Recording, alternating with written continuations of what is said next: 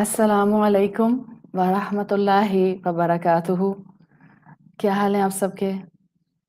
وعلیکم السلام ورحمۃ اللہ وبرکاتہ. اللہ تعالیٰ آپ سب کو اپنی حفاظت میں رکھیں.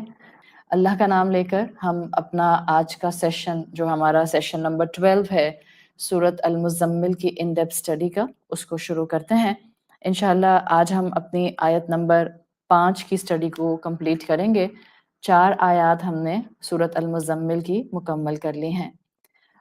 یا ربی لک الحمد کما ینبغی لجلال وجہک وعظیم سلطانک. اللہم ربنا لک الحمد بما خلقتنا ورزقتنا وانقذتنا وفرجت عنا. لک الحمد بالایمان ولک الحمد بالاسلام ولک الحمد بالقرآن. اما بعد فاعوذ باللہ من الشیطان الرجیم. بسم اللہ الرحمن الرحیم. رب اشرح لی صدری ویسر لی امری واحلل عقدۃ من لسانی یفقہوا قولی. اللہم ثبتنا عند الموت بلا الہ الا اللہ. اے ہمارے اللہ، ہمیں ہماری موت پر کلمہ لا الہ الا اللہ پر ثابت قدم رکھیے. آمین یا رب العالمین. آیت نمبر 5 اور انشاءاللہ آیت نمبر 5 کے حوالے سے جو ہمارا ٹاپک ہے وہ ہے ظلال الثقلی. ظلال الثقلی شیڈز آف ویٹ. ظل واحد آتی ہے اور اس کی جمع عربی زبان میں شیڈز کی ظلال آتی ہے. اس سے پہلے کہ میں آیت اور ڈائریکٹ آیت کے بینیفٹس اور اس کی ایکسپلینیشن پر جاؤں، ایک سمپل سی بات. دنیا کی زندگی میں ہم انسانوں کو بیسیکلی اللہ تعالیٰ نے کچھ نہ کچھ سیکھنے کے لیے ہی بھیجا ہے. چاہے ہم اللہ کی پہچان سیکھیں، چاہے ہم اپنے آس پاس کائنات کی ورکنگ سیکھیں، چاہے ہم ایک دوسرے انسانوں سے کچھ نہ کچھ سیکھیں. کچھ نہ کچھ ہم کانسٹنٹلی اس وقت سیکھنے کے پروسیجر میں ہوتے ہیں جب تک کہ ہم اس دنیا پر موجود رہتے ہیں، اور یہ سب انسانوں کے ساتھ ہے. پھر جو مسلمان ہوتے ہیں ان کو تو زیادہ ہر قدم پر سیکھنے کا موقع مل جاتا ہے. آپ کی زندگی میں صبح سے لے کر رات تک ایسے کئی پوائنٹس آتے ہیں جہاں پر آپ کئی انارمس چیزوں کو ملٹیپل اینگل سے سیکھ رہی ہوتی ہیں. اور کبھی کبھی آپ ایسی بھی جگہ پر کوئی چیز سیکھ جاتی ہیں جہاں سیکھنا شاید آپ کا مقصد نہیں ہوتا، لیکن کسی سے گفتگو کرتے میں کبھی آپ کو کوئی بہت سیکھنے کا ایک پوائنٹ مل جاتا ہے. یہ سب معاملہ بتاتا ہے کہ انسان اس زمین پر پروڈکٹیوٹی کو مینٹین کرنے کے لیے، پروڈکٹیوٹی اچیو کرنے کے لیے بھیجا گیا ہے. اسی لیے آپ دیکھیں جو انسان جتنا قرآن کی روشنی میں تفکر کا اینگل بڑھاتا جاتا ہے اتنا اس انسان کے اندر کائنات کو سمجھنے کی صلاحیت آتی ہے، اور جتنا کائنات کو سمجھنے کی صلاحیت آتی ہے آپ مینٹلی اپنے آپ کو اسٹرانگ کرتے جاتے ہیں. آج ہم ایسی دنیا میں رہتے ہیں جہاں پر ہر دوسرا انسان غور و فکر کرنے کی صلاحیت چھوڑتا جا رہا ہے. آپ کو اکثر و بیشتر اندازہ ہوگا ہم سوچ سمجھ کر فیصلے نہیں کرتے ہیں، ہم سوچ سمجھ کر چیزوں کو اپنے آس پاس انفر نہیں کرتے. یہ غور و فکر کی صلاحیت آہستہ آہستہ ہم انسان چھوڑ رہے ہیں، اور جب ہم غور و فکر نہیں کرتے ہیں تو کسی بات کو بھی ہم شاید ہیلدی وے میں اس طرح سے نہیں لے پاتے جیسا کہ ہم لے سکتے ہیں. اس کا اگلا اثر کیا آتا ہے کہ آج کے انسان ڈپریس ہیں. آج کے انسان کے پاس سوچ کا کیونکہ درست پہلو نہیں ہے تو آج کے انسان مینٹلی کمزور ہوتے جا رہے ہیں. تو سیدھا سا سمپل سا جو فلسفہ اسلام دیتا ہے، سوچ کو بڑھائیے تاکہ آپ اپنے آس پاس کے ایونٹس، معاملات، گفتگو، کانورسیشن انسانوں سے سیکھیں. اس پیٹرن پر زندگی گزاریں گی تو براڈ ہورائزن اپنے سامنے نظر آئے گا، اور اس ہورائزن پر زندگی گزاریں گی تو یہی ہورائزن ہوگا جو آپ کو مینٹلی فریجائل ہونے سے بچائے گا. ورنہ دیکھیں دنیا تو یا تو اس وقت میجورٹی لوگوں کی ذہنی بیمار ہے، یا میجورٹی انسان اس وقت دنیا میں ایک سیویئر مصروفیت میں ہے. آپ دیکھیں لوگ کانسٹنٹلی بزی ہیں، ٹو مچ بزی. دنیاوی مصروفیت میں گم ہو کر بھی انسان بہت مصروف ہے، ریلیجس مصروفیت میں بھی انسان گم ہو کر بہت مصروف ہے. سو انسان بیسیکلی دو طرح سے اگر ہم ڈیوائڈ کر دیں، ایک وہ جو مینٹلی بہت کمزور انسان ہیں اور جن کو لگتا ہے کہ ان کی زندگی میں اب کوئی वैल्यूएबल चीज नहीं रही और उन्होंने अपने आप को कंप्लीटली लिथार्जिक स्टेट में कर दिया है। एक वो कैटेगरी है। दूसरी कैटेगरी वो है जो सुपर एक्सट्रीमली बिजी है, मसरूफियत के साथ है। उसमें सेक्युलर ग्राउंड्स पर जिंदगी गुजारने वाले लोग भी हैं, रिलीजियस ग्राउंड पर भी जिंदगी गुजारने वाले लोग हैं, इसलिए कि वो दुनियावी मसरूफियात उनको मेंटली फ्रेजाइल कर रही हैं और रिलीजियस लोगों को रिलीजियस मसरूफियात मेंटली फ्रेजाइल कर रहे हैं। आप कहेंगे ये कैसे हो सकता है, रिलीजियस इंसान हो और मेंटली फ्रेजाइल हो? देखिए, मसरूफियत जितनी ज्यादा बढ़ती जाएगी, हर चीज जिसको आप सिर्फ और सिर्फ आंखें बंद करके बस करते जाएंगे, लेकिन वो चीज आपके कंसिक्वेंसेस आपके सामने नहीं ला रही होगी, तो उसका उसूल सेम है।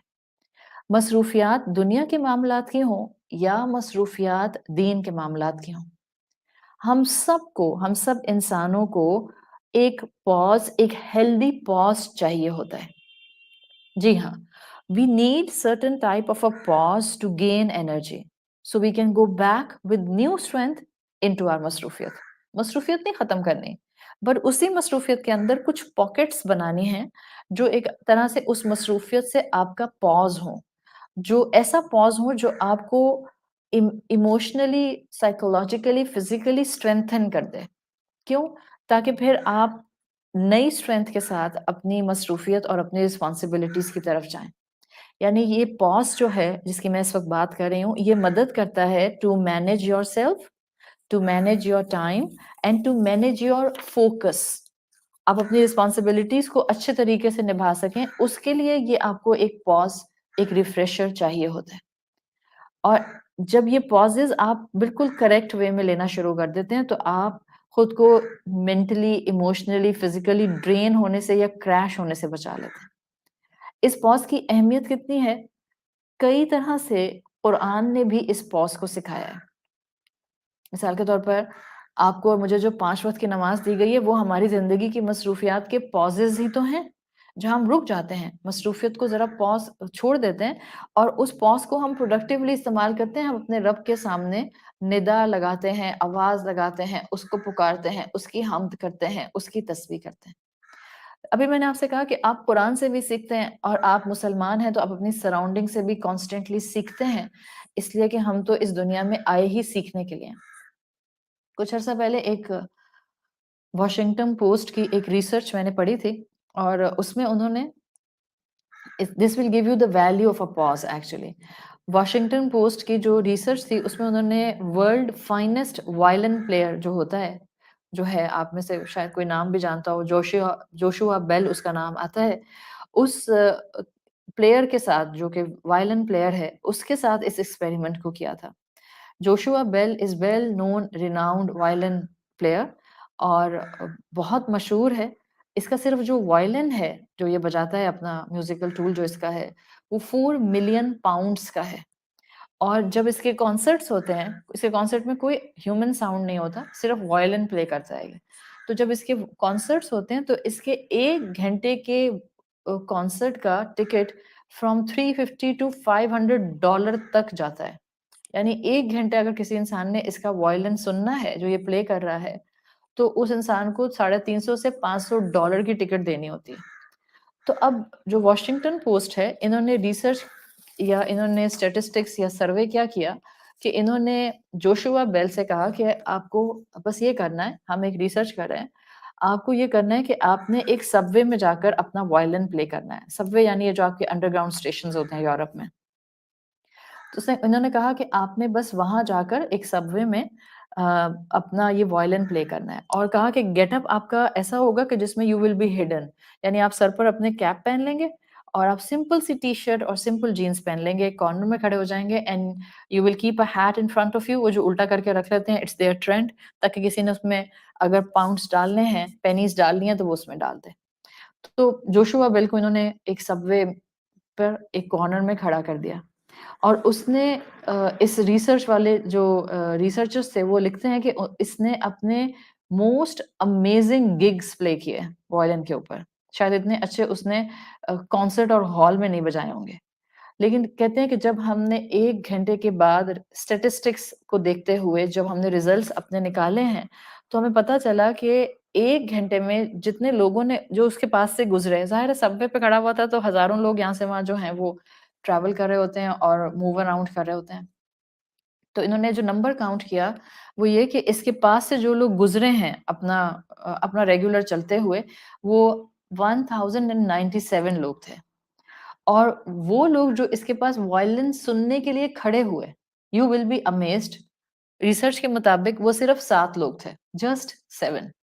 اور وہ جوشوا بیل جس کے 1 گھنٹے کے کانسرٹ میں جب یہ وائلن پلے کرتا ہے, ڈفرینٹ گگز پلے کرتا ہے, تو $350 to $500 کا ٹکٹ جاتا ہے. انہوں نے اس کے کیپ میں دیکھا کہ وہاں پر صرف $32 موجود تھے. تو اینالائز کیا انہوں نے اس پورے ریسرچ, اس پورے ایکسپیریمنٹ سے, کہتے ہیں it was the evening time جب ہم نے جوشوا بیل کو اس طرح سے سب وے میں کھڑا کیا تھا. سو رش بہت تھا, اور جہاں رش تھا وہاں اس شام کے وقت میں ہر پیسنجر جو آ رہا تھا وہ خود رش میں تھا, یعنی ہر ایک کو اپنے گھر جانے کی جلدی تھی. Everybody was in rush, and the lesson they gave is actually the same lesson which Quran gives to us. They said when you are in a rush and you go too fast in life, you cannot have a spiritual experience. That's the same philosophy جو کہ مصروفیت کی زندگی آج کے انسانوں کو دے رہی ہے. When you are in a rush, ہر کوئی ایک بھاگم دوڑ میں ہے, and you go too fast in life, زندگی میں دن ختم ہو جاتے ہیں, کام ختم نہیں ہوتے ہیں. جو اپنوں کو وقت دینے کا کام ہے سمپل سا, وہی نہیں ہو پاتا ہے. سو انہوں نے لکھا تھا you can not have a spiritual experience. جب بھی آپ کو میں نے کہا تھا کہ یہ صرف نان ریلیجس لوگوں کا ایشو نہیں ہے, بظاہر دین سے جڑے مصروف لوگ بھی اسپرچل کلک سے محروم ہوتے ہیں. اسی لیے all of us need a pause button every day.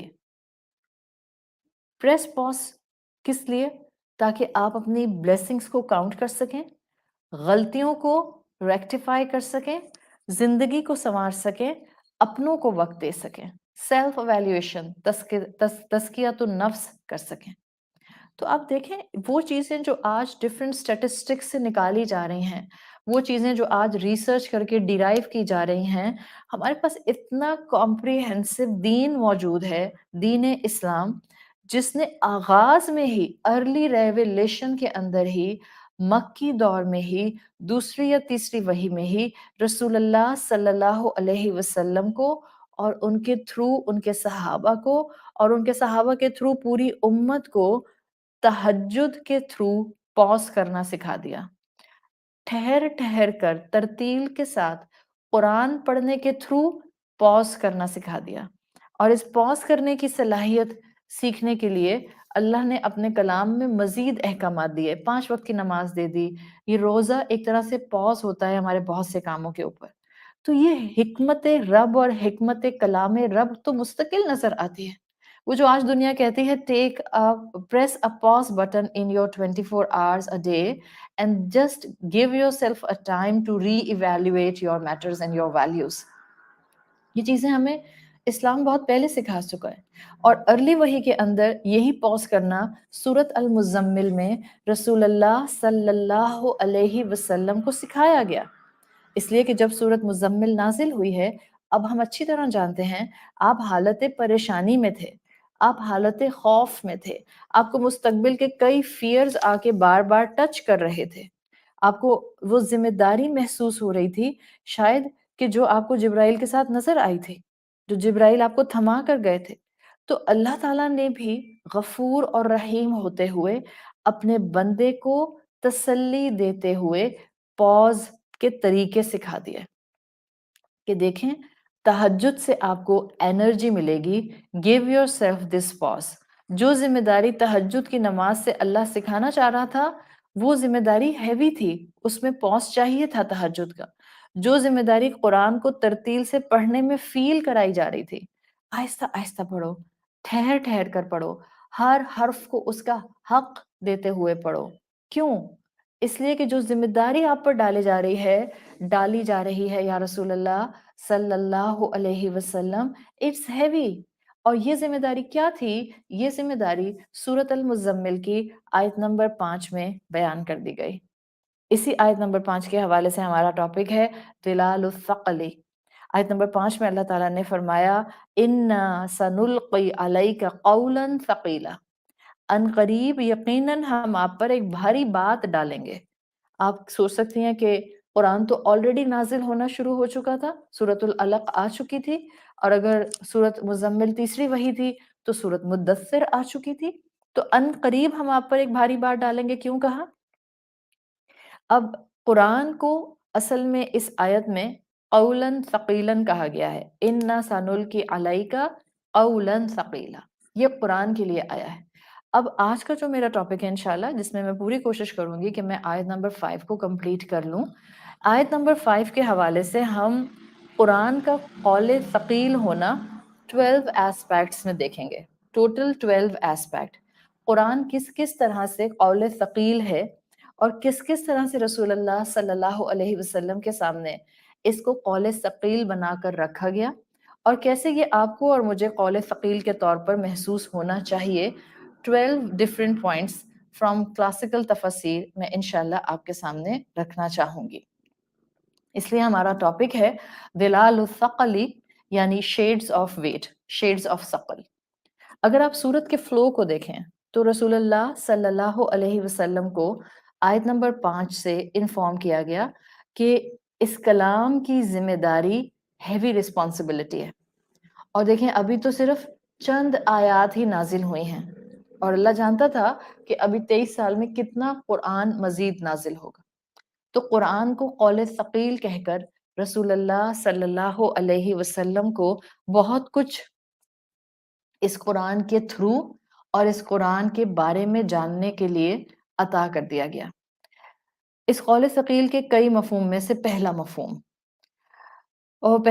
یہ ہے کہ قول ثقیل جس کو قرآن کے لیے ایک اصطلاح لائی گئی ہے، وہ پہلا مفہوم یہ ہے کہ قرآن کا ویٹ ثقل العمقی ہے، عین میم قاف، ثقل العمقی، یعنی کہ قرآن کے ثقل میں ڈیپتھ ہے، قرآن کی گہرائی کیونکہ بہت ہے، تو اللہ تعالیٰ نے قول ثقیل کہہ کر مینشن کر دیا کہ اس کی گہرائی میں اترنا آسان نہیں ہے، دشوار ہے، یعنی اس کے الفاظ کیونکہ اللہ کے کلام کی مینیفیسٹیشن ہے تو ان میں دقیق مفہوم ہے، اس میں ہیوی مفہوم موجود ہے۔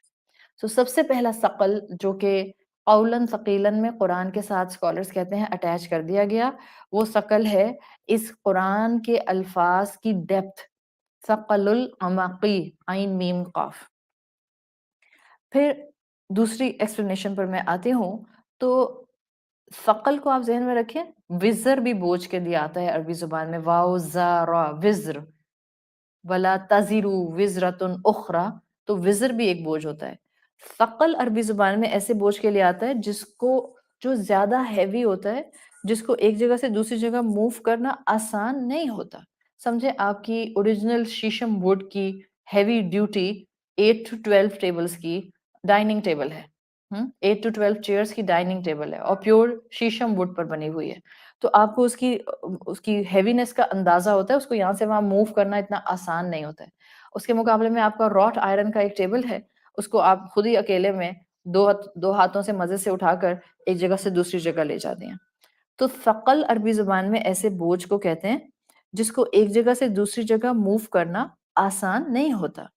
تو اللہ تعالیٰ نے واضح کر دیا کہ یہ جو قول ثقیل ہے قرآن، جب یہ دل میں آ جاتا ہے، دس از ایکسپلینیشن نمبر 2، اور یہ ہے ایکسپلینیشن نمبر 2 کہ یہ ثقل الصمد ہے، یعنی کہ اموویبل ویٹ ہے۔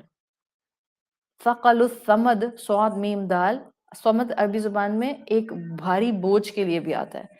یہ ایسا قرآن اللہ کا کلام ہے، اس کا اتنا ویٹ ہے کہ یہ ایک مرتبہ جہاں فکس ہو جاتا ہے وہاں سے اس کو ہلانا مشکل ہوتا ہے، اور قرآن کا مقام دل ہے، تو اگر قرآن دل میں آ جاتا ہے اور عمل اس کے مطابق ہو جاتا ہے، اب یہ وہاں سے نہیں ہل سکتا، اب یہ اسی دل میں رہتا ہے، اس کو قلب سے ہلانا آسان نہیں ہوتا۔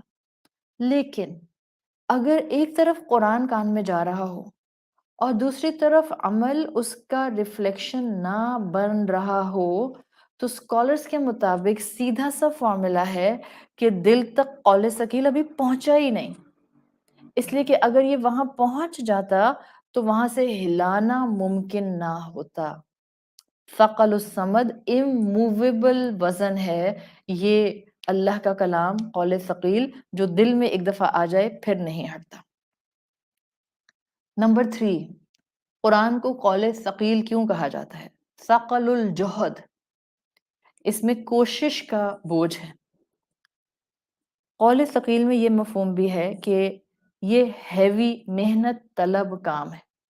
قرآن کے مفہوم کو ڈگ کرنا یہ بہت محنت طلب کام ہے، اور اسی لیے اس کو قول ثقیل کہا گیا ہے۔ یعنی آپ یہ کہہ سکتے ہیں کہ تدبر، ان ڈیپتھ اسٹڈی، تفکر کرنے کے لیے آپ کو گھنٹوں کی محنت چاہیے ہوتی ہے within 124 hours، گھنٹوں کی۔ ہاں، اگر آپ میں سے کوئی سوچے کہ میں تو گھنٹوں کی محنت نہیں کر سکتی، تو کیا قرآن کے جو میننگز ہیں یا قرآن کے جو نصیحتیں ہیں کیا وہ میں نہیں لے سکتی؟ نہیں، قرآن کی سمپل نصیحت اس کے ترجمے سے بھی لی جا سکتی ہے۔ یہ سادہ نصیحت ہے جو ہر انسان لے سکتا ہے، مگر جو اس کے گہرے اصول ہیں، جو اس کے حکمت کے خزانے ہیں، جو اس کے حکمت کے سمندر ہیں، وہاں تک آنے کے لیے ثقل الجہد ریکوائرڈ ہوتا ہے، جوہد کی محنت ریکوائرڈ ہوتی ہے، جوہد کا بوجھ ریکوائرڈ ہوتا ہے۔ وہاں تک آنے کے لیے آپ کو خوب محنت طلب کام کرنے ہوتے ہیں، نفس مارنا ہوتا ہے، نیند ختم کرنی ہوتی ہے، کھانا پینا ہلکا کرنا ہوتا ہے، صحت کا خیال رکھنا ہوتا ہے، اپنے مزاج کو کنٹرول میں رکھنا ہوتا ہے، اپنا ڈیلی لائف پیٹرن ایک سیٹ سٹینڈرڈ پر لے کر چلنا ہوتا ہے۔ کہیں جا کر پھر آپ قرآن کے گہرے مفاہیم سمجھنے کے قابل ہوتے ہیں۔ تو جب آپ اس طرح سے اس چیز کو لیتے ہیں تو آپ کے سامنے قرآن کا قول ثقیل ہونا واضح ہونا چلا جاتا ہے۔ فورتھ اینگل جو قرآن کو قول ثقیل بناتا ہے، دیکھیں یہ جو میں ٹرمز آپ کے سامنے بول رہی ہوں عربی کی، آپ کو ان کو یاد رکھنا ضروری نہیں ہے، ٹرمز کو یاد رکھنا ضروری نہیں ہے، اگین کیونکہ ایکیڈیمک لیکچرز ہیں تو کبھی کبھی ایکیڈیمک لیکچرز کے اندر ٹرمینالوجیز آپ کو ہیوی لگ سکتی ہیں، لیکن اٹ ڈز ناٹ مین کہ آپ کا فوکس ٹرمینالوجی ہونا چاہیے۔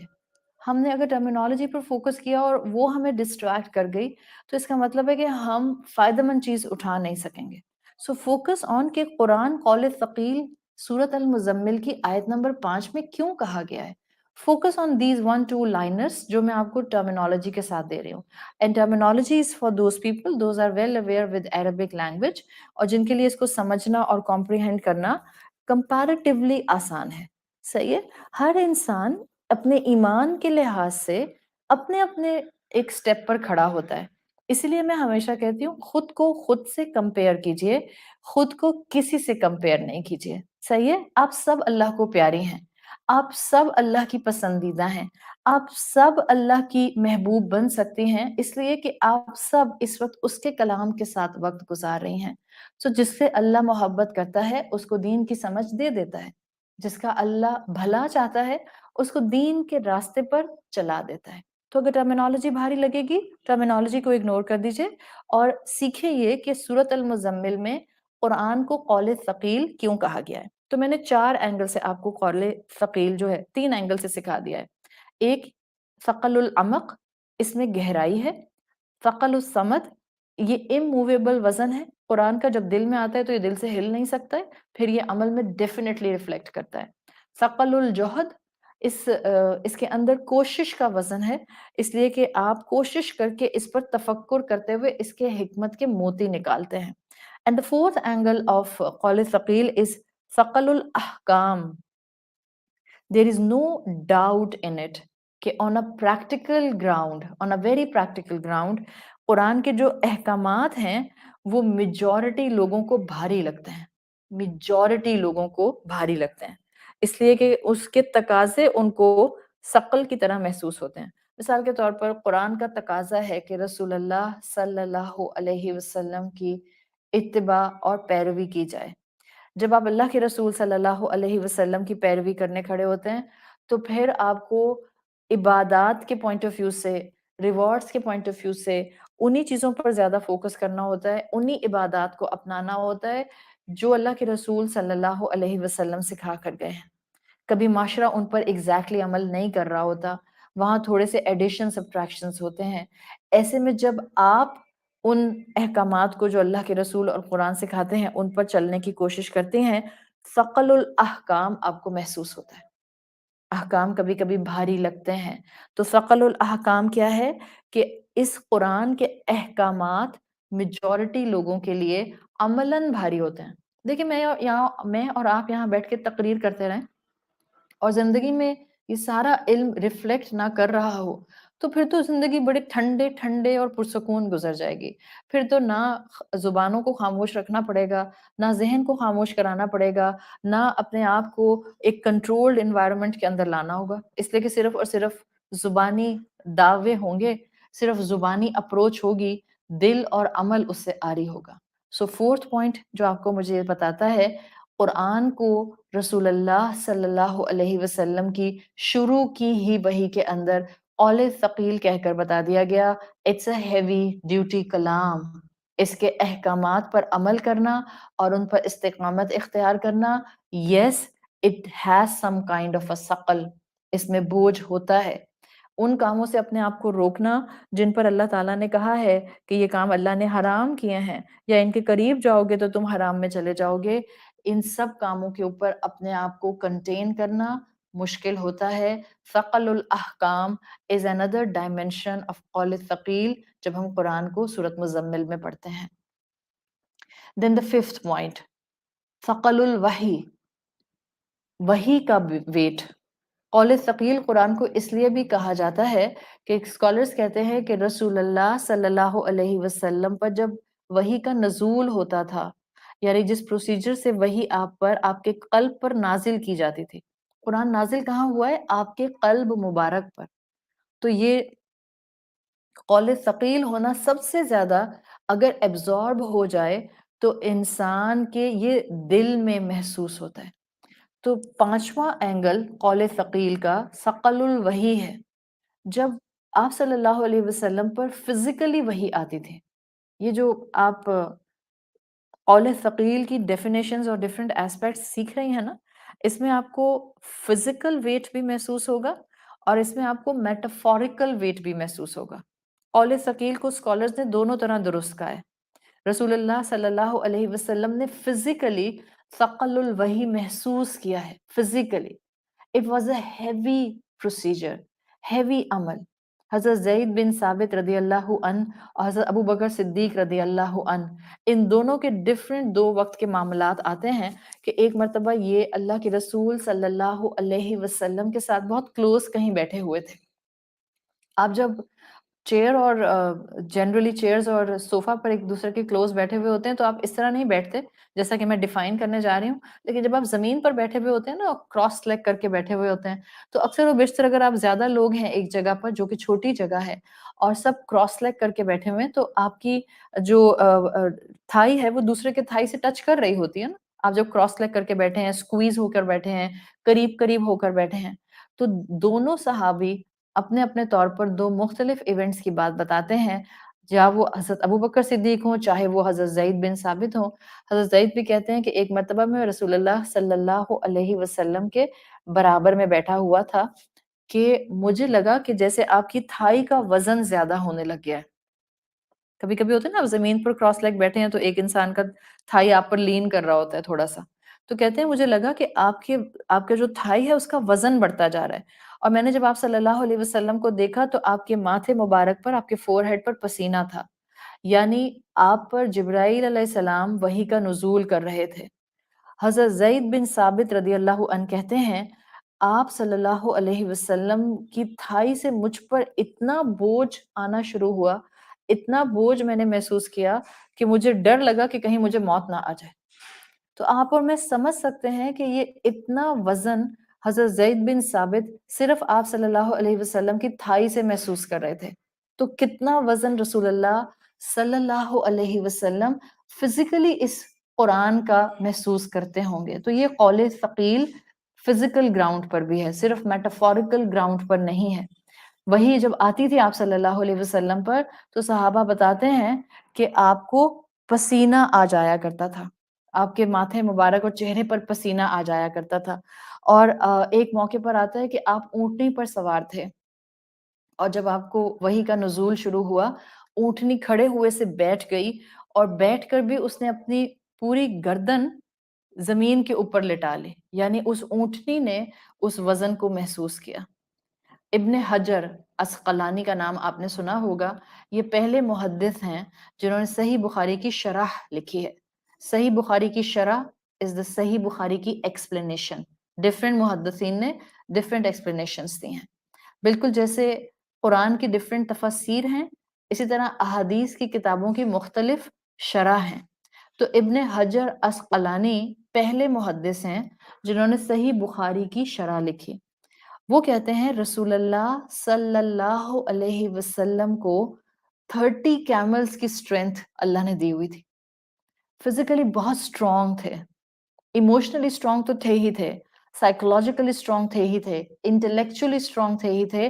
اللہ نے آپ کو کہتے ہیں 30 اونٹوں کی سٹرینتھ دی ہوئی تھی. جب جبرائیل آتے تھے تو وہ جو ہیوینس قول ثقیل کی ہوتی تھی، آپ صلی اللہ علیہ وسلم اس کو سہ جاتے تھے. And it was not 1 2 3 4 Times event.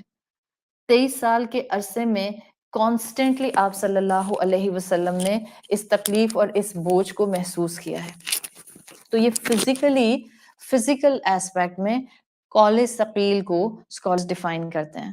آپ سوچیں نا، جبرائیل جن کے 600 پر آتے ہیں، 600 ونگز، جب وہ آپ صلی اللہ علیہ وسلم کے اوپر آ کے اور کس کیفیت میں آتے ہیں واللہ عالم، آپ کے قلب پر قرآن کو نازل کرتے تھے، تو یہ بڑا ہیوی عمل تھا، بہت ہیوی عمل تھا جسے آپ صلی اللہ علیہ وسلم کو گزارا جاتا تھا. تو قرآن رسول اللہ صلی اللہ علیہ وسلم پر نازل کیا جانا it was not an easy thing. یہ ہیوی تھا. یہ اس لیے بھی ہیوی تھا، اس کو ثقل الوحی کے انڈر اسکالرز ایسے بھی ڈیفائن کرتے ہیں کہ کیونکہ یہ معجزہ تھا نا، یہ عیسیٰ علیہ السلام اور موسیٰ علیہ السلام جیسا معجزہ تو تھا نہیں، یہ تو سائملٹینیسلی معجزہ تھا اپنے الفاظ کے اندر، اپنے امپیکٹ میں. جیسے ایک عرب شاعر تھا رسول اللہ صلی اللہ علیہ وسلم کے دور میں، اور وہ کہا کرتا تھا اخو کا عیسیٰ دعن میتن فقام لہ. عیسیٰ جو آپ کے بھائی ہیں، ان کو اللہ نے طاقت دی تھی کہ وہ مردہ کو زندگی دیتے تھے، فقام لہ تو مردہ کھڑا ہو جاتا تھا. وَأَنْتَ أَحْيَيْتَ أَجْيَالًا مِنَ الْعَدَمِ. اور آپ کو تو اللہ تعالیٰ نے ایک ایسا کلام دے دیا ہے، اللہ نے آپ کو ایک ایسی طاقت دے دی ہے that you are bringing generations back to life. تو ثقل الوحی جو تھا وہ بڑے اسٹرانگ امپیکٹ میں آپ صلی اللہ علیہ وسلم نے محسوس کیا ہے، فزیکلی بھی میٹافوریکلی بھی. اور تمام مسلمان جانتے تھے کہ قرآن اللہ کی طرف سے انسانوں کے لیے نازل ہونے والا عظیم معجزہ ہے. اس کی ایلوکوینس میں معجزہ ہے، اس کی ایلوکوینس، اس کی بلاغت میں معجزہ ہے. اور قرآن نے اس ایلوکوینس کو چیلنج بھی کیا ہے کہ لاؤ ایسا کوئی کلام اگر لا سکتے ہو. تو اگر آپ اس اینگل سے دیکھیں تو 6th جو قول ثقیل کا پوائنٹ بنتا ہے، وہ 6 پوائنٹ ہے ثقل الاعجاز، معجزے کا وزن. کیونکہ قرآن معجزہ ہے تو اس کا وزن ہے. قرآن کے معجزہ ہونے میں یہ ایلیمنٹ اسکالرز دیتے ہیں کہ جہاں یہ اپنی بلاغت میں بہترین کمبینیشن آف ورڈز کے ساتھ ہے، وہاں وہ کہتے ہیں کہ اس کا معجزہ ہونا یہ بھی ہے، اس کا ثقل الاعجاز ہونا یہ بھی ہے کہ یہ ہر دور کے ہر انسان کے لیے اپنے نزول کے بعد سے گائیڈ لائن ہے. تو جہاں بلاغت اور ایلوکوینس میں معجزہ ہے، وہاں اس کا ہر انسان کے لیے ہدایت کا سورس ہونے میں بھی معجزہ ہے. اور قرآن کا معجزہ ہونا اس اینگل سے بھی ہے کہ یہ انسانوں کو تبدیل کرنے کی صلاحیت رکھتا ہے. دس از اے ہیوی کلام، ویری ہیوی کلام. ہر انسان کو اس کے حساب سے ٹرانسفارم کرنے کی صلاحیت رکھتا ہے.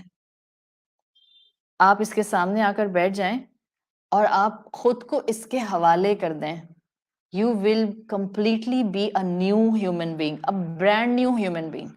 آپ کہیں کہ نہیں اب تو میں اس وقت 40 سال کی ہوں، میں تو اس وقت 50 سال کی ہوں، میں آپ کو پھر بھی گارنٹی اور کنوکشن سے کہوں گی just give yourself in the hands of your Rabb, sit in front of a Quran, Start following what Quran is saying. You will be a brand new person, brand new transformed person, even in your 50s, even in your 40s, even in your 60s. یہ قرآن کا معجزہ ہے. اور جس انسان کو اللہ کی معرفت مل جاتی ہے وہ اللہ کی معرفت کے بغیر اپنی زندگی کے معاملات نہیں چلاتا ہے. جس کو حقیقتاً اللہ کی معرفت مل جاتی ہے. اٹس ناٹ لائک عقیدے کا کورس کر لیا جا کے عقیدۃ التہویہ ہے یا عقیدۃ الواسطیہ ہے اور ہم نے 3 مہینے کا کورس کر لیا اور ہم کو جو ہے وہ سرٹیفکیٹ بھی مل گیا اور سند بھی مل گئی اور ہمیں جو ہے وہ ٹوکن گفٹ بھی مل گیا اور ہمیں ٹرافی بھی مل گئی. Whatsoever. It's not like just the game number. It's not just the certificate number. It's not just the number. It's something else. It's beyond explanation. جس کو اللہ کی ٹرولی معرفت مل جاتی ہے اس کے زندگی کے معاملات اس معرفت سے خالی نہیں ہوتے ہیں. تو قرآن قول ثقیل ہے اس لیے کہ قرآن معجزہ ہے، ثقل الاعجاز. Then the 7th angle کہ جو اللہ تعالیٰ نے فرمایا سورۃ مزمل کی آیت نمبر 5 میں اِنَّا سَنُلْقِي عَلَيْكَ قَوْلًا ثَقِيلًا، ہم آپ پر عنقریب ایک ثقیل قول، ہیوی بات، مشکل بات، بوجھ والی بات ڈالیں گے. اس کا 7 اینگل جو اسکالرز بتاتے ہیں وہ کہتے ہیں کہ ثقل الخطورتی، میں اسپیلنگ کر دیتی ہوں جو لکھنا چاہ رہے ہیں. ثقل الخطورتی از خ طا واو را گولتا، خ طا طوطے والی طا، واو را گولتا. ثقل الخطورتی کہتے ہیں قرآن از اے قول ثقیل because it has something very serious. خطورہ کہتے ہیں سیریسنس کو. Quran has something very serious, way to serious thing Quran possesses. دیکھیں جو یہاں پر اصطلاح آئی ہے نا قول ثقیل، جس کے لیے میں نے کہہ دیا کہ یہ میٹافوریکل بھی ہے اور یہ فزیکل بھی ہے. جب آپ کسی چیز کو ہیوی کہتے ہیں، ویٹ والا کہتے ہیں، سو ان انگلش کانوٹیشن آپ کسی چیز کو ہیوی کہتے ہیں مطلب some thing is really serious. یہ اس کی آپ کانوٹیشن نکالتے ہیں. آپ سمپل انڈرسٹینڈنگ کسی لفظ کے لیے، کسی اصطلاح کے لیے، کسی سچویشن کے لیے، کسی آپ انسان کے لیے کہتے ہیں دیٹ پرسن از ہیوی اور ہی از کمنگ اور شی از کمنگ ہیوی، مطلب کہ وہ بہت سیریس بات کر رہے ہیں اس وقت. تو قول ثقیل کا مطلب ہے سیریس کلام ہے. ثقل الخطورتی، اس قرآن کے اندر جو خزانے چھپے ہیں وہ سیریس گراؤنڈ پر باہر لائے جا سکتے ہیں. رسول اللہ صلی اللہ علیہ وسلم کو وحی کے سفر کے آغاز میں ہی قول ثقیل کی اصطلاح دے کر ان کی ذمہ داری کی انٹینسٹی بتا دی. جہاں قول ثقیل سے آپ کو تسلی دی ہے، تسلی دی ہے کہ نہیں دی ہے؟ تسلی بھی تو دی ہے، اس لیے کہ جب یہ کہہ دیا کہ یہ دل پر اثر کرتا ہے، ثقل الاعجاز ہے، تو مطلب آپ صلی اللہ علیہ وسلم کو تسلی دے دی کہ یہ خود دل میں جگہ بنائے گا، یہ لوگوں کے دلوں کو ان کے حساب سے مولڈ کرے گا. تو تسلی بھی دی اور بتا دیا کہ دیکھیں کتنے لوگ آپ کے اگینسٹ ہیں یا آپ کے اگینسٹ ہو جائیں گے، آپ اس پر فکر نہیں کریں. قول ثقیل آپ کے دل میں پینیٹریٹ کر گیا. Don't forget the meanings of ثقیل، ایک ایسا بوجھ جس کو آپ ہلا نہیں سکتے. تو قول ثقیل اگر میرے دل میں گھر کر گیا، رب پر یقین ایسا ہوگا کہ پوری دنیا ہل جائے گی، میرا اپنے رب پر سے ایمان نہیں ہلے گا. پوری دنیا کہے گی تمہارا یہ کام ہو ہی نہیں سکتا، آپ خاموشی سے مسکرا کے کہتی رہیں گی بالکل ہوگا، میرا رب کرائے گا. یہ کنوکشن، یہ آپ کا یقین، یہ آپ کی سرٹنٹی، یہ آپ کے قول ثقیل کے دل میں پہنچ جانے کا انڈیکیٹر ہے. آپ کہتی ہیں چاہے سارے دروازے بند ہیں، چاہے کوئی اپرچونٹی نہیں ہے، چاہے کوئی میرا ساتھ نہیں دے رہا، چاہے حالات میرے موافق نہیں ہیں، but I have a belief that Allah will help me. یہ ہے ثقل الخطورتی کا اینگل.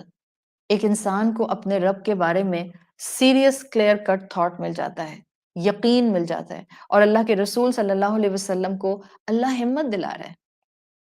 کتنے لوگ آپ کے اگینسٹ ہوں گے، ابھی اس پر فوکس نہیں کریں، اپنا رب پر یقین مضبوط کریں اور اس قول کو اپنے دل میں ڈیپ ڈاؤن لے جائیں، اس قول کو اپنے ایمان کی مضبوطی کا ٹول بنائیں.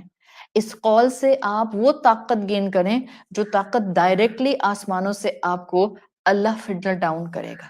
So this is ثقل الخطورتی. Feel the seriousness of the matter. قرآن مذاق نہیں ہے. قرآن کا مذاق نہیں بنایا جاتا. قرآن کا ہم نے کل قرآن کے ادب پر بات کی ہے. میں نے جب قرآن کا ادب کروایا تو ابھی تو میں نے قرآن کے اس ادب پر بالکل بات نہیں کی بیکاز مجھے لگ رہا تھا it was way too easy thing to understand کہ میں اس اتنی سیریس ٹاک کے اندر قرآن کا یہ ادب لے کر آؤں. But I think it's required because جب آپ قرآن کو ایک سیریس کلام کے طور پر لیتے ہیں, not just the احکامات you will take seriously, physically آپ کو اس کو seriously لینا ہے. جس جگہ پر میرا پاؤں آتا ہے میں اس جگہ مصحف نہیں رکھ سکتی. ایکسٹریمز پر نہیں جانا چاہیے. آپ اپنے پیچھے کی ہسٹری میں چلے جائیں اور آپ اپنے مسلمانوں کی تاریخ اٹھا کر دیکھیں. ہمارے تابعین اسکالرس, ہمارے تبا تابعین اسکالرس, وہ اپنے اگر ان کے ہاتھ میں 3-4 کتابیں ہوتی تھیں, ان 3-4 کتابوں میں ساتھ ساتھ مصحف قرآن بھی ہوتا تھا. وہ قرآن کے اوپر کبھی کوئی اور کتاب نہیں رکھتے تھے. اگر ڈیسک پر 4 کتابیں پڑی ہوئی ہیں تو وہ قرآن کے اوپر کوئی اور کتاب نہیں رکھتے تھے. قرآن ہمیشہ on the top of the books رکھتے تھے. دیٹ واز ریکوائرڈ صبر. ہمارے ہاں ایک ٹائم تھا ان سب کانٹیننٹ کے مسلمان بہت ایکسٹریمسٹ ہیں. ایک ٹائم یہ تھا کہ ہم قرآن کو اتنا ادب سے ڈیل کرتے تھے, اتنا ادب سے کہ اگر کسی کا وضو نہیں ہوتا تھا اور کوئی کہتا تھا کہ یہ اٹھا کر قرآن پلیز شیلف پر رکھ دیں, تو ہم کہتے تھے میرا وضو نہیں ہے, میں نہیں پکڑ سکتی. حالانکہ آپ ویسے پاک ہیں, بس وضو نہیں ہے. تو آپ مصحف کے بائنڈنگ کو بھی ہاتھ میں پکڑ کے شیلف میں نہیں رکھتے تھے. اتنا ادب کرتے تھے کہ اس کو جزدان میں اور گوٹے کے اور کناری کے اور کرن کے کپڑوں میں لپیٹ کر وہ ٹاپ آف دا الماری رکھتے تھے کہ کہیں وہ آگے پیچھے جو ہے وہ کسی میز پر رکھا ہوا جو ہے, کافی ٹیبل پر رکھا ہوا جو ہے, سائڈ ٹیبل پر رکھا ہوا جو ہے, وہ شاید اپنی عزت کم کر دے گا, سو اس کو الماری کے سر پر جا کر ٹکا دو. ایک ٹائم وہ تھا. That was one extreme. Now we are on another extreme. And another extreme is کہ اب ہم حرم چلے جائیں یا ہم اپنی مساجد میں چلے جائیں یا ہم اپنے گھروں میں ہوں, now we don't even care کہ یہ قرآن ہے, اور میں اگر کرسی صوفے پر جہاں بیٹھتی ہوں میں اس جگہ اپنا مصحف نہیں رکھوں. This is out of adab, out of love of this book, out of the thinking process کہ یہ کس کے الفاظ ہیں. اس جگہ پر قرآن نہ رکھیں جہاں پاؤں آتے ہیں, اس جگہ پر قرآن نہ رکھیں جہاں ہم بیٹھتے ہیں. قرآن کو اس طرح سے ڈیل نہ کریں کہ ہمیں پتہ ہی نہ چلے کہ ہم کہیں بھی اس کو رکھ کے چلے گئے چاہے وہ زمین تھی. سو یہ وہ سب چیزیں ہیں جو ثقل الخطورتی کے انڈر بھی آتے ہیں. جبھی میں نے آپ کو اس وقت اس کو ٹچ کر کے بتا دیا. فیل دا سیریسنس آف کلام, either it's physical اور either it is metaphorical, دونوں طرح سے. نمبر 8 اینگل جو کہ ہمیں قرآن کا قول ثقیل ہونا جو ہے وہ واضح کرتا ہے, ثقل الوضعی. عربی زبان میں واو ضاد عین وضع کہتے ہیں پلیسمنٹ کو. ثقل الوضعی, this is somehow connected with پیچھے کا ایک کانسیپٹ جو کہ میں نے آپ کو بتایا تھا ثقل الصمد, اس سے تھوڑا سا کنیکٹڈ ہے but little but in detail آپ کو یہ الگ اینگل سے میں بتاؤں گی. سو دا 8th اینگل جس سے قول ثقیل کو اسکالر اسٹڈی کرتے ہیں وہ کہتے ہیں ثقل الوضعی, دا ویٹیج آف دا پلیسنگ جو اس کلام کی ہے وہ اس کی جو اہمیت ہے, جو اس کا بوجھ ہے وہ بڑھا دیتی ہے. اب اتنا تو آپ کو ثقل الصمد سے پتہ چل گیا کہ اس کلام کی پلیسنگ ہوتی کہاں پر ہے ایک انسان کے اندر. ویسے یہ لوح محفوظ میں آسمانوں پر ہے, رسول اللہ صلی اللہ علیہ وسلم کے قلب پر نازل کیا گیا. جب 23 سال مکمل ہو گئے تو رسول اللہ صلی اللہ علیہ وسلم کی ایک حدیث کا مفہوم آتا ہے کہ ایک شب قدر جو کہ آخری شب قدر تھی آپ صلی اللہ علیہ وسلم کی سیرت کی, اس میں 70,000 فرشتے, 70,000 فرشتے اس کلام کو آسمانوں سے لے کر زمین کی طرف آئے ہیں. تو یہ کونوٹیشن آپ کو احادیث میں ملتی ہے. ثقل الوضعی پلیسمنٹ کا جو ویٹ ہے اس کو جب آپ اسٹڈی کرتے ہیں تو اسکالرز کہتے ہیں یہ اپنی پلیسنگ میں انسان کے دل میں جگہ بنانے سے پہلے یہ دل کے تار ضرور چھیڑتا ہے. یعنی کیونکہ یہ قول ثقیل ہے تو جو تبدیلی پیدا کرتا ہے ثقل الودعی کے مطابق اس کا آغاز دل سے ہوتا ہے. دل میں قرآنی نور داخل ہونے لگ جائے مطلب قرآن کا بوجھ آنے لگ گیا ہے. کیسے پتہ چلتا ہے کہ دل میں نور آ رہا ہے؟ کیسے پتہ چلتا ہے کہ دل کے تار قرآن چھیڑ رہا ہے؟ کیسے پتہ چلتا ہے کہ ثقل الودعی کی پوزیشن پر میرا 5 فٹ کا جسم موو کرنا شروع کر رہا ہے؟ یہ جو ہمارے دل میں گناہوں کی یا تو خواہشات ہوتی ہیں یا غفلتوں کے اندھیرے ہوتے ہیں یا ومز اینڈ ڈیزائرز کی بلائنڈ فالوئنگ ہوتی ہے، اس کی وجہ سے نا اس قلب میں اندھیرا آ جاتا ہے. قرآن کتنی جگہ اپنے آپ کو کہتا ہے کہ قرآن ظلمات کو دور کر کے نور کو لے کر آتا ہے.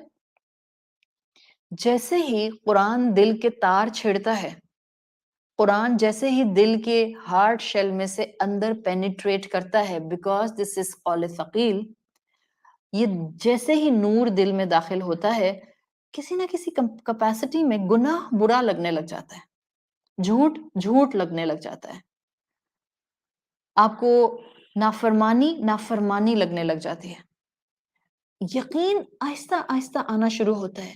ہاں شاید اللہ کے رسول صلی اللہ علیہ وسلم جو کلام لائے ہیں وہ الٹیمیٹلی سب سے بہترین کلام ہے. یہ احساس آہستہ آہستہ بڑھنے لگ جاتا ہے کہ قرآن مجھے بتا رہا ہے کہ میرا رب میرے ساتھ ہے. آپ کو اس ثقل الودعی سے زندگی نظر آنے لگ جاتی ہے. زندہ تو آپ پہلے بھی تھے، مگر جب قرآن دل کے تار چھیڑتا ہے آپ کو زندگی کے الگ رنگ ڈھنگ نظر آتے ہیں. سورۃ الانعام کی آیت نمبر 122 میں اللہ تعالیٰ نے یہی تصویر کھینچی ہے. اومن کان میتا فاحییناہ، اسلام کی نظر میں وہ انسان جو قرآن سے دور ہے وہ مردہ ہے، زومبیز ہیں جو چل رہے ہیں، سانس لے رہے ہیں، انہیل اور ایکسہیل کر رہے ہیں. اومن کان میتا فاحییناہ، کیا بھلا وہ مردہ نہیں تھا، پھر ہم نے اس کو زندگی دے دی. وجعلنا لہ نورا، پھر ہم نے اس کے قلب میں ایک نور، ایک پائلٹ فلیم روشن کر دیا. یمشی بہ فی الناس، اس پائلٹ فلیم کو لے کر وہ لوگوں کے درمیان میں چلتا ہے، اور جب وہ چلتا ہے کمن مثلہ فی الظلمات لیس بخارج منہا، اور جو ظلمات والے لوگ ہوتے ہیں جو ان اندھیروں کو دور نہیں کرتے وہ اس نور کو اندر پینیٹریٹ نہیں ہونے دیتے. اصل فوکس اوامن کان میتا فاحییناہ وجعلنا لہ نورا یمشی بہ فی الناس. ایک دفعہ قرآن آپ کے دل میں پلیسمنٹ لے لیتا ہے، اب آپ کا دل اس کو مزید ریفلیکٹ کرتا ہے اور اب آپ چلتے پھرتے اس نور کے ایک چراغ بن جاتے ہیں.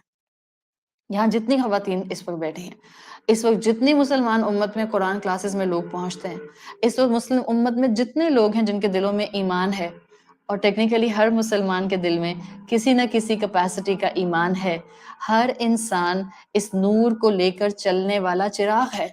آج کل کے دور میں آپ کانسرٹس اور جلسوں کے اندر موبائل فون کی ٹارچ لائٹس آن کروا کے ایک اپنی پریزنس کا احساس دلاتے ہیں.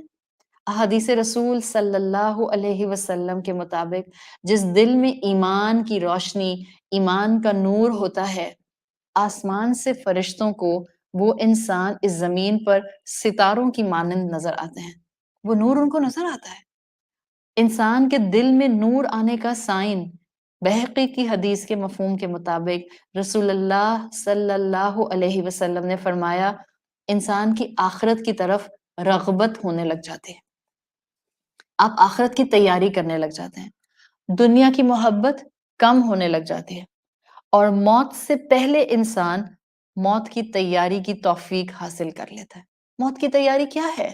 ہم اپنا وقت ضائع نہ کریں، ہم قرآن کی نعمت کو قرآن کی نعمت سمجھیں، ہم اپنے اپنوں کے اندر کچھ ایسا چھوڑ کر جانے کی ایفرٹ میں لگ جائیں کہ جب آپ اس دنیا کو چھوڑ کر جائیں تو آپ کے نام کے ساتھ اللہ کی محبت کا اینگل ہر ایک کو پرومیننٹلی نظر آئے. یہ تھی جو اللہ سے محبت کرتی تھی، یہ تھی جو محبت کے ساتھ معاملہ کرتی تھی، اور یہی وہ کیفیت ہے جو اللہ کے رسول صلی اللہ علیہ وسلم نے بتا دی ہے. It's a filter which we can set on each one of us. اپنے اپنے اوپر بلکہ خود لگا لیتے ہیں. آپ نے کہا جس کے دل میں یہ نور آتا ہے، جس کے دل میں قول ثقیل پلیسمنٹ اختیار کر لیتا ہے ثقل الودعی کے مطابق، اب وہ دل دنیا سے اپنا شوق اور جذبہ کم کر لیتا ہے. ہوتا ہے دنیا کا جذبہ، اٹس ناٹ لائک کہ رہبانیت آ جاتی ہے، اٹس ناٹ لائک کہ موناسٹریز میں جا کے مونکس بن جاتے ہیں. ہوتی ہے دنیا، but in a very controlled way. آخرت کی طرف رغبت زیادہ ہوتی ہے، وقت آخرت پر لگتا ہے، موت کی تیاری میں انسان لگ جاتا ہے. موت سے پہلے انفیکٹ رسول اللہ کے الفاظ کے جو مفہوم کے قریب جا کر بولا جائے، موت سے پہلے موت کی تیاری کی توفیق مل جاتی ہے.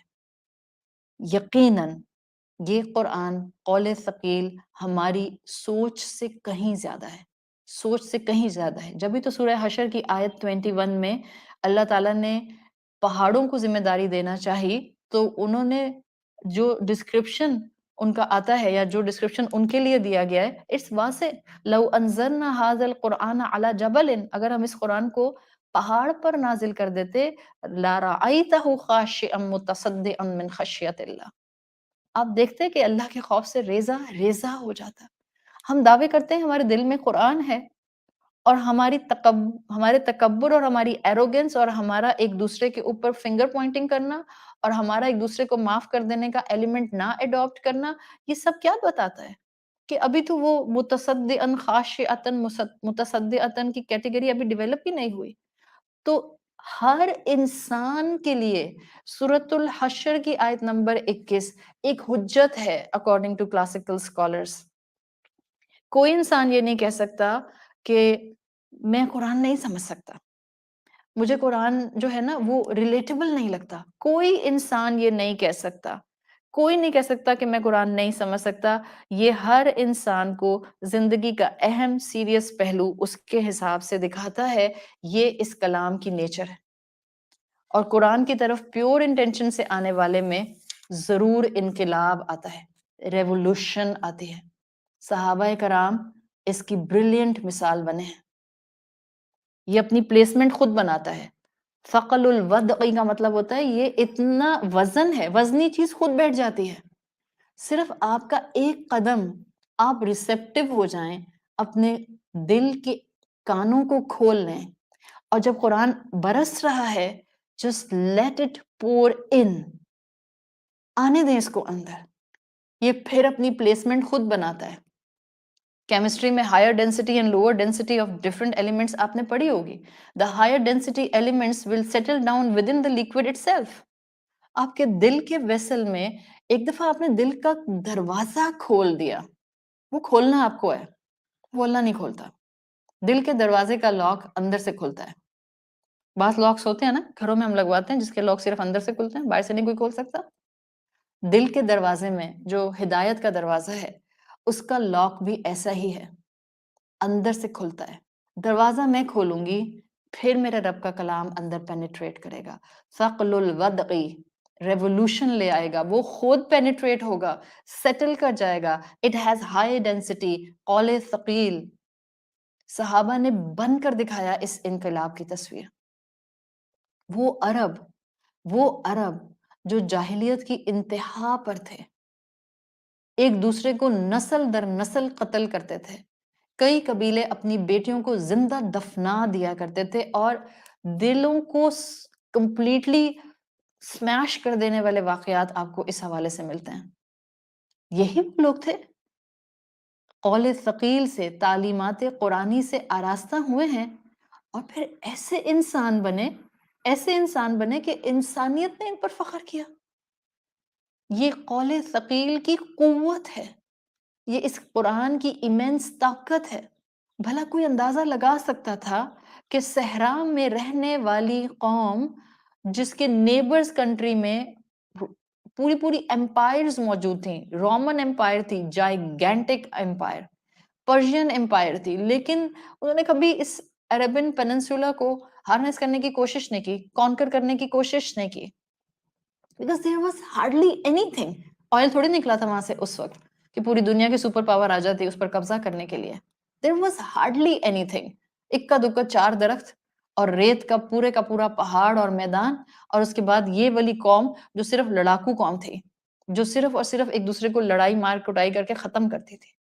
کوئی امیجن کر سکتا تھا صحرا میں جس قوم کی کوئی اہمیت نہیں ہے، ننگے پاؤں کچے مڈ کے گھروں میں رہنے والے غریب قوم، قول ثقیل ان کو ایک دن سپر پاور بنا دے گا؟ چند ہی برسوں میں with in the span of 23 years اس صحرا کے قلب سے ایک ایسی قوت ابری ہے جس نے رومن امپائر کیا، پرشین امپائر کیا، اس نے دنیا کے سپر پاورز کو مٹا کے رکھ دیا، عزت اور ذلت کے پیمانے بدل دیے. وہی جھگڑالو عرب ایک دوسرے کے ساتھ اسلامی اخوت میں جان قربان کرنے والے ہو گئے. کہاں سے آئی تھی یہ طاقت؟ کہاں سے آیا تھا یہ ٹرانسفارمیشن؟ کہاں سے آئی تھی یہ انرجی؟ ثقل الودقی، جب یہ قرآن قول ثقیل ان کے دلوں میں پینیٹریٹ کر گیا، پوری دنیا نے اس کی خوبصورتی دیکھی ہے. آج مسلم امت کٹی ہوئی، روتی ہوئی، مظلوم اور ہر طرف سے پٹی ہوئی ہے. آپ کے اور میرے سامنے ریزن موجود ہے، کوئی راکٹ سائنس نہیں ہے. جتنا قرآن کو چھوڑا ہوا ہے اور جنہوں نے تھاما ہوا ہے انہوں نے بھی ثقل الودقی کی کیٹیگری میں اس کو نہیں رکھا ہوا. مٹھی بھر لوگ بھی آج بھی ایمان ہونا چاہیے ہمارے مسلمانوں کا، ہم سب کا. وہ 313 تھے جو 1000 پر حاوی آ گئے تھے. جسٹ 313.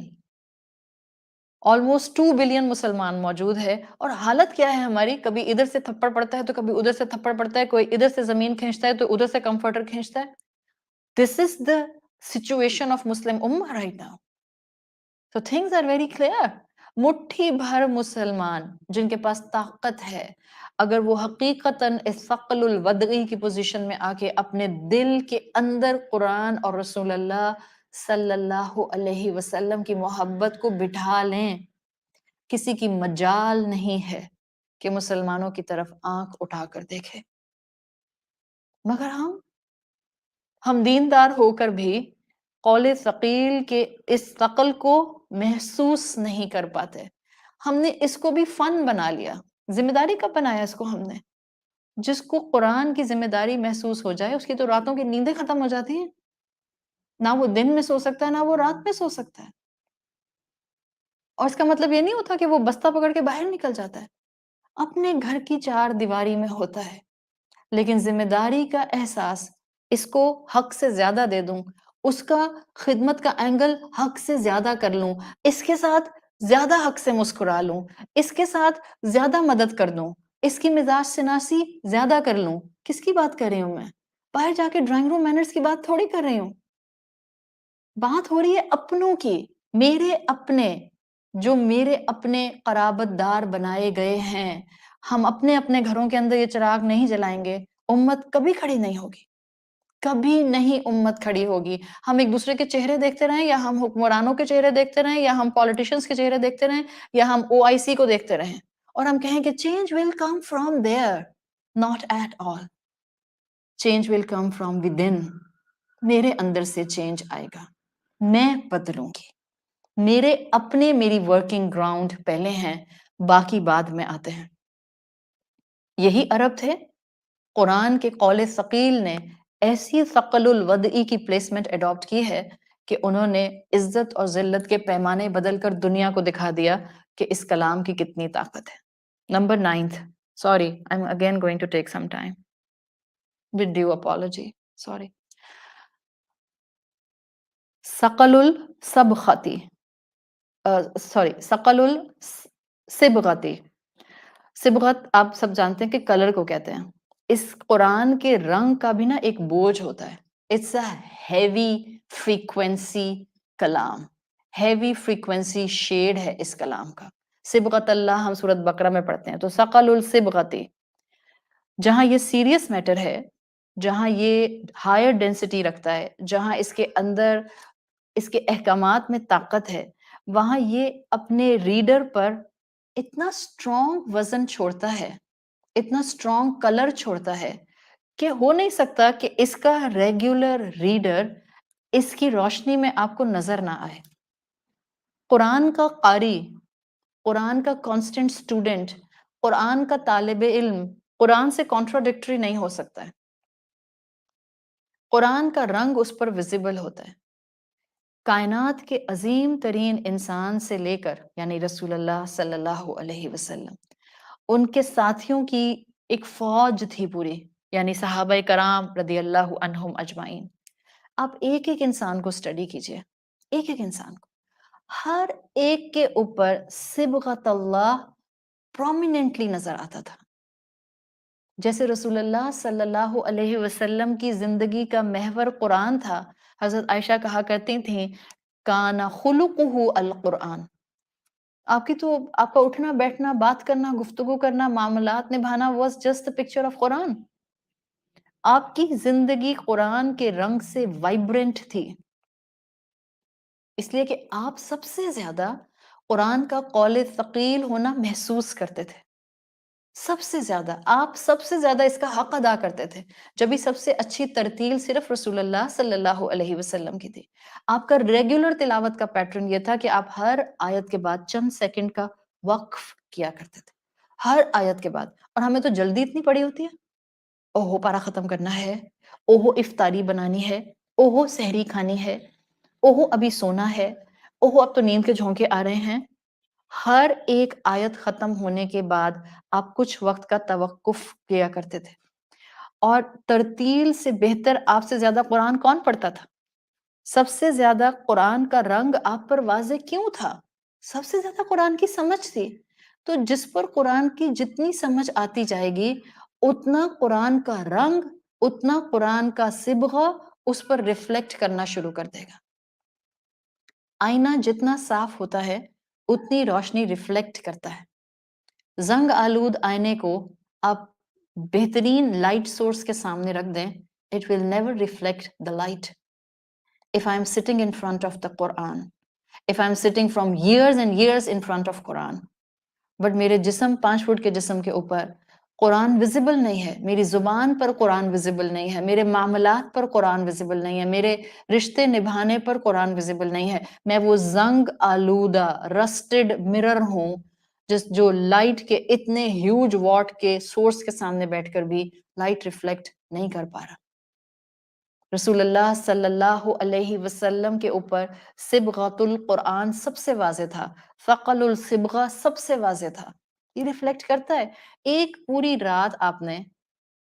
پوری رات تہجد میں ایک آیت کانسٹنٹلی پڑھی ہے، سورۃ مائدہ کی آیت نمبر 118، ان تعذبہم فانہم عبادک وان تغفر لہم فانک انت العزیز الحکیم۔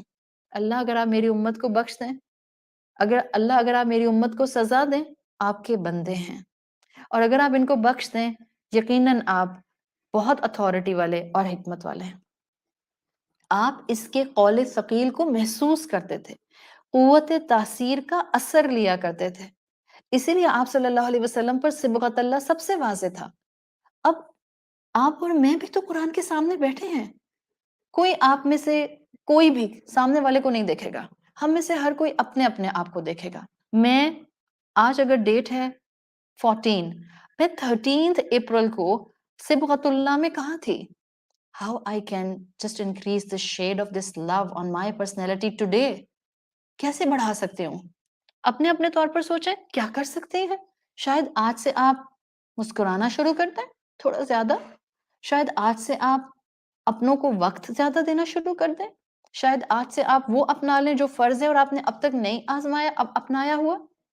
تاثیر جتنی قلب پر محسوس ہوگی اتنا ثقل الصبغہ واضح ہوتا چلا جائے گا۔ کیوں کہا تھا اللہ کے رسول صلی اللہ علیہ وسلم نے مجھے سورہ ہود اور اس جیسی صورتوں نے وقت سے پہلے بوڑھا کر دیا؟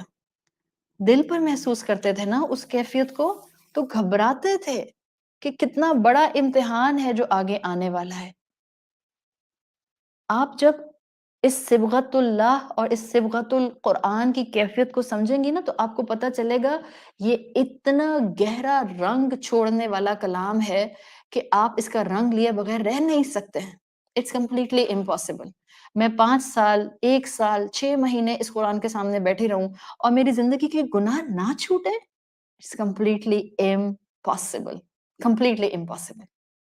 ہم تو انسانوں میں بھی دیکھتے ہیں، کسی انسان کے بات کرنے کا سلیقہ اچھا ہو، اس کے ورڈز کا سلیکشن اچھا ہو، اس کی آواز کا اپ اینڈ ڈاؤن، اتار چڑھاؤ اچھا لگتا ہو، آپ اس کی گفتگو سننا چاہتے ہیں، آپ اس کو سننا چاہتے ہیں، آپ اس کی اس انداز سے لی گئی نصیحت کو ایبزارب کر لیتے ہیں، آپ کہتے ہیں اس کی بات دل میں اتر جاتی ہے۔ یہ مخلوق کا مخلوق سے معاملہ ہے کہ مخلوق مخلوق سے فائدہ اٹھا رہی ہے، کہاں اللہ رب ذوالجلال کا کلام، اس کے الفاظ میں یہ سارے صفات کے ساتھ ساتھ اس سے کہیں زیادہ صفات موجود ہیں، اس کے الفاظ میں روب ہے، تو یہ تو شخصیت پر گہرے اثر چھوڑتا ہے۔ ثقل الصبغہ اپنانے کے لیے اس قول ثقیل سے محبت کو بڑھا لیجئے۔ 10th پوائنٹ، ثقل اللسان، اس قول ثقیل کو قول ثقیل اس لیے کہا جاتا ہے کہ اس کی زبان کے اندر بہرحال ایک طرح کا ویٹ ہے۔ دیکھیں قرآن قول ثقیل صرف عربی زبان میں محسوس ہو سکتا ہے، میں قرآن کے ترجمے میں قول ثقیل ہونا محسوس نہیں کر سکتی۔ قرآن کا قول ثقیل ہونا آپ کو اس کی عربی زبان میں محسوس ہوتا ہے، اس لیے ہمارا 10th پوائنٹ ہے ثقل اللسان۔ قرآن کا معجزہ ہونا بھی عربی زبان میں موجود ہے، قرآن کی ایلوکوینس بھی عربی زبان میں موجود ہے، قرآن کی بلاغت بھی عربی زبان میں موجود ہے۔ تو یہ 10th اینگل ہے، اس کو قول ثقیل اس لیے بھی کہا جاتا ہے کہ اس کی زبان کا بڑا ویٹ ہے، اس کے محاورے، اس کے ایڈیمز، اس کے فیگوریٹو سپیچز، اس کے پرووربس، اس کے جو وربز ہیں اور جو ناؤنز ہیں، اور جو اس کے پھر ناؤنز اور وربز کے پیٹرنز ہیں، پھر جو ان کے فردر آگے لنگوسٹک ابواب ہیں، اس میں بڑی ثقل اور گہرائی اور انرچمنٹ موجود ہے۔ دین دا 11th پوائنٹ کہ قرآن کو قول ثقیل کیوں کہا جاتا ہے، دس از ثقل الاستقامہ۔ قرآن کی استقامت اڈاپٹ کرنے میں بہرحال انسان کے اوپر یہ کئی دفعہ گراں بھی گزرتا ہے، it has a heavy weight. قول ثقیل قرآن کے لیے آنا ہر دور کے مسلمان کو ایک بات یا کئی باتیں بتانے کا اینگل ہے، اور وہ کیا؟ علم آنے کے بعد عمل میں اسے کانسٹنٹ سٹرگل کے ثقل سے لانا ہوتا ہے۔ علم آسان نہیں ہوتا ہے، علم حاصل کرنا آسان ہے، علم عمل میں لانا is a constant effort۔ پھر علم کیا بتاتا ہے؟ اپنا عقیدہ درست کرنا، اسلام کا ایسنس اپنانا، it's a tough ثقل، کہ میں اب کسی سے نہیں مانگوں گی، میں کسی مزار پر نہیں جاؤں گی، میں کسی پیر فقیر کے پاس نہیں جاؤں گی، میں کسی مرشد کے ہاتھ پر جا کر جو ہوں وہ چوما چاٹی نہیں کروں گی، میں کسی پیر کے پیروں میں سجدہ نہیں کروں گی۔ It's a difficult task. تو ثقل الاستقامہ عقیدہ درست کرنے کے لیے جب آپ بیٹھتے ہیں پریکٹیکل نوٹ پر، اٹس اے ٹف ثقل۔ اسی طرح سے ثقل الاستقامہ بتاتا ہے کہ علم تو حاصل کر لیا، رسول اللہ صلی اللہ علیہ وسلم کا اخلاق بہترین تھا، آپ سب سے زیادہ مسکرانے والے تھے، آپ ہر وقت انرجیٹک نظر آتے تھے، آپ ہر وقت لوگوں کو مدد کرنے کے لیے تیار ہوتے تھے، یہ تو علم تھا۔ اب علم کے بعد اخلاق کو تھامتے ہوئے اپنے اپنے گھروں میں قرآن پر عمل کرتے ہوئے ریزسٹنس کے اندر چہروں پر مسکراہٹ سجانا ڈیفیکلٹ موسٹ ثقل، ڈیفیکلٹ موسٹ ثقل۔ وہ جو آپ سے مسکرا نہیں رہے بٹ آپ کو مسکرانا ہے، اس لیے کہ آپ کو اللہ کے حبیب صلی اللہ علیہ وسلم کی سنت کو اپنانا ہے۔ ثقل الاستقامہ میں علم تو آ گیا کہ صرف اور صرف سپریم اتھارٹی اللہ کی ہوگی، ہر اس رسم اور کلچر کو چھوڑا جائے گا جس میں اللہ اور دین کی سوورنٹی پر زد پڑے گی۔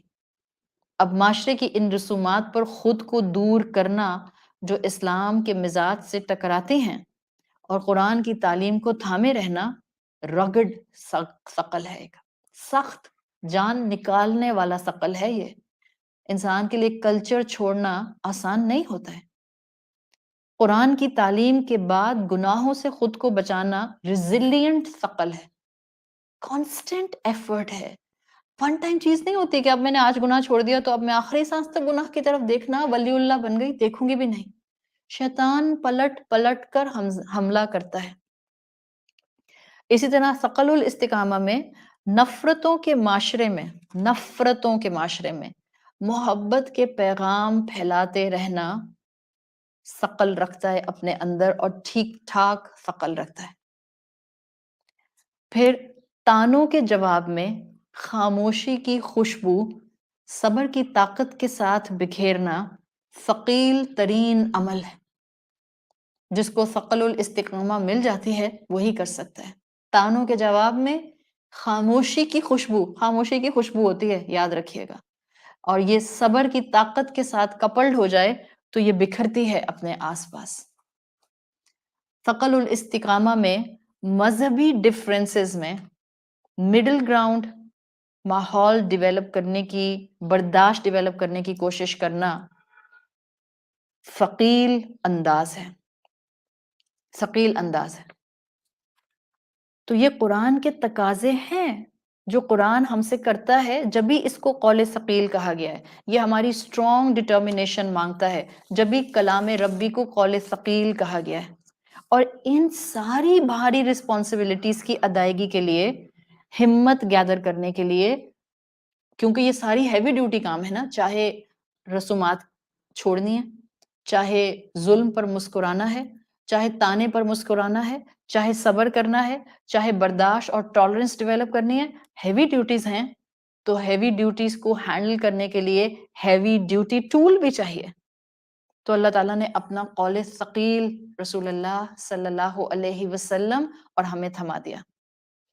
اسی لیے تہجد کے ساتھ، ترتیل قرآن کے ساتھ قرآن کے ایسنس کو بیان کر دیا گیا کہ دیکھو یہ قول ثقیل اپنے دل میں بٹھا لو، تحمل کی طاقت پیدا ہو جائے گی۔ جب قرآن کا بوجھ دل میں آتا ہے، شخصیت میں انکساری اور تواضع آ جاتی ہے۔ 12th and the final point of قول ثقیل، ثقل المقدار، کوانٹٹی کا وزن۔ قول ثقیل کا فائنل مفہوم سورۃ المزمل کے اس مقام پر قرآن کو قول ثقیل کہہ کر اسکالرز کہتے ہیں، اس لیے بتایا گیا کہ ابھی تو یہ دوسری تیسری وحی تھی۔ اللہ نے اپنے حبیب کو بتا دیا کہ ابھی تو ابتدائے وحی ہے، ثقل المقدار، ابھی تو کافی کلام کا بوجھ رب العزت نے آپ کے قلب پر ڈالنا ہے۔ اب یہ وہ 12 پوائنٹس ہیں جن سے کلاسیکل اسکالرز نے، ڈفرینٹ کلاسیکل اسکالرز نے، میں نے کمبائن کیے ہیں، کسی ایک نے اپنی ایک کتاب میں سارے نہیں مینشن کیے، مختلف اسکالرز نے مختلف مینشن کیے ہیں۔ I have compiled it for you، اس میں سے کچھ اٹھائے ہیں میں نے۔ یہ ہے وہ احساس ذمہ داری جو قرآن نے رسول اللہ صلی اللہ علیہ وسلم پر سورۃ المزمل کی آیت کے تھرو ڈالی تھی، اور اللہ ہر قرآن کے قاری پر، ہر ریڈر پر یہ ذمہ داری ڈالنا چاہتا ہے۔ سرسری اس کے پاس بیٹھنے والوں کو، جو دور دور سے اس کے پاس یا تو بیٹھتے ہیں یا سنتے ہیں، ان کو یہ حکمت کے موتی کہاں سے ملیں گے؟ اور یہ حکمت کے موتی اگر چاہیے تو کیسے ملیں گے؟ میری شروع کی بات کو یاد کر لیں۔ We need to press our pause buttons in our مصروفیت، چاہے وہ نماز کی شکل میں ہے یا جو ابھی ہم قرآن کی کلاس میں بیٹھے ہیں۔ Sit with adab in front of a Quran in a regular manner with consistency. This will rejuvenate you. This will give you power. اور یہ تھوڑا سا پاز آپ کی زندگی کو اسٹریم لائن کرنے میں بہت ہیلپ فل ہوتا ہے۔ انسان رہتا دنیا میں ہے، لیکن انسان نبھاتا دنیا کی ذمہ داریاں ہیں، لیکن اس کا پرسپیکٹو اور اس کا فریم آف مائنڈ ایک الگ دنیا کا اس کو باسی بنا دیتا ہے۔ آپ انہی لوگوں کے درمیان میں ہوتے ہیں جن کو آپ انسان کہتے ہیں، آپ اپنوں کے درمیان میں ہوتے ہیں، آپ ان کے ساتھ اپنا بیسٹ ورژن پریزنٹ کرنے کی کوشش بھی کر رہے ہوتے ہیں، پر آپ کا فوکس کسی اور دنیا سے ہوتا ہے، آپ کے کنیکشنز کسی اور دنیا میں ہوتے ہیں، آپ کے سٹرنگز کہیں اور اٹیچ ہوتے ہیں، آپ نے حبل اللہ تھامی ہوئی ہوتی ہے۔ جیسے شاعر نے کہا ہے نا، دس از ود امینڈمنٹس، جو شاعر نے کہا ہے، بیکاز شاعر نے جو کہا تھا اس میں تھوڑا سا پرابلم تھا، تو میں نے شاعر کے شعر میں امینڈمنٹس کر دیے ادب کے ساتھ۔ دنیا میں ہوں، دنیا کا طلبگار نہیں ہوں، بازار سے گزرا ہوں، خریدار نہیں ہوں، اس خانہ ہستی سے گزر جاؤں گا بے لوث، سایہ ہوں فقط، نقش باہ دیوار نہیں ہوں۔ وہ گل ہوں جس نے سیکھا بہاروں خزاں سے، الجھوں کسی دامن سے میں وہ خار نہیں ہوں۔ یہی چیز قرآن کانسٹنٹلی ہمیں سکھاتا ہے۔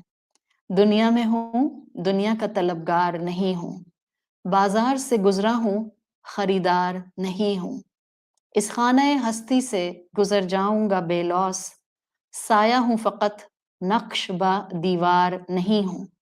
وہ گل ہوں جس نے سیکھا بہاروں خزاں سے، الجھوں کسی دامن سے میں وہ خار نہیں ہوں۔ محبتیں بانٹیے، کانٹے مت بنیے، پھول کی پتیاں بن جائیے ایک دوسرے کے لیے، اور اس قرآن کے رنگ میں رنگنے کی کوشش کیجیے۔ اللہ ہمارا حامی و ناصر ہو۔ اللہ ہمیں اس قرآن اور اس اسلام کی محبت عطا کر دے۔ اللہ ہمیں اس رمضان اپنی وہ محبت عطا کر دے کہ زندگی میں پھر کبھی ہم گناہوں کو لائف سٹائل کے طور پر اڈاپٹ نہ کریں۔ سبحانک اللہم و بحمدک، نشہد ان لا الہ الا انت، نستغفرک و نتوب الیک۔ السلام علیکم ورحمۃ اللہ وبرکاتہ۔